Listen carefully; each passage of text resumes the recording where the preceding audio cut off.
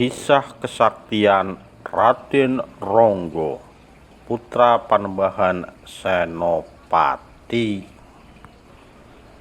Pangeran Ronggo Samudro yang lebih dikenal dengan Raden Ronggo merupakan salah satu dari 14 anak Panembahan Senopati, raja pertama Kerajaan Mataram Islam yang hidup di abad ke-16 Masehi.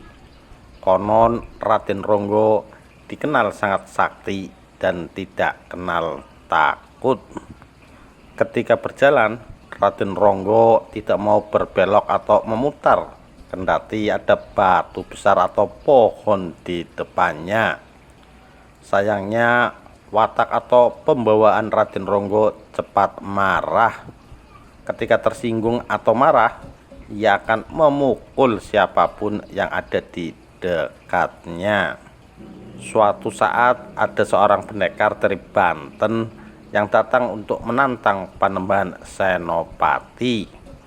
Mengetahui hal itu, Raden Ronggo maju menghadapi sang pendekar. Pertarungan itu mengakibatkan kematian sang pendekar. Raden Ronggo menang. Kemudian di lain waktu ada rombongan pengamen dengan keahlian sulap, sihir, dan bermain pedang yang datang ke wilayah Kerajaan Mataram Islam. Raden Ronggo dengan berpakaian rakyat biasa menantang pimpinan rombongan pengamen tersebut untuk mengadu kesaktian. Lagi-lagi Raden Ronggo berhasil memenangkan adu kesaktian itu. Sepak terjang Raden Ronggo sampai ke telinga Panembahan Senopati.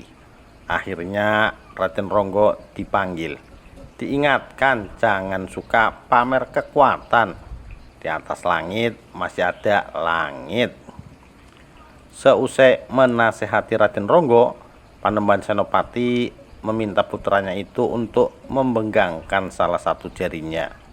Permintaan itu pun dituruti sang putra. Namun setelah berusaha keras dengan semua kekuatan, usahanya gagal. Saat itulah Raden Ronggo didorong oleh Panembahan Senopati menggunakan jentikan jarinya hingga terlontar jauh. Tubuh Raden Ronggo menabrak dan membuat benteng Cepuri jebol. Sekali sentak, tubuh Raden Ronggo terlempar menembus benteng Cepuri hingga alun-alun. Panembahan Senopati melakukan itu sebagai peringatan kepada putranya agar tidak congkak kendati memiliki kekuatan lebih. Setelah itu Raden Ronggo pun meninggalkan ayahandanya dan kerap mengadu kepada Ibu Suri di Palereman. Tak beberapa lama kemudian, Raden Ronggo diperintahkan oleh Panembahan Senopati untuk berguru kepada eyangnya, Ki Juru Martani. Walau merasa bingung disuruh berguru, Raden Ronggo tetap melakukan perintah sang ayah. Ia bertolak menemui Ki Juru Martani.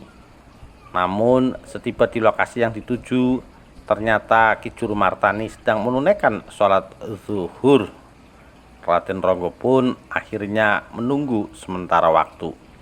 Saat menunggu itu, konon Raden Ronggo menusuk-nusuk lantai batu pualam menggunakan jarinya.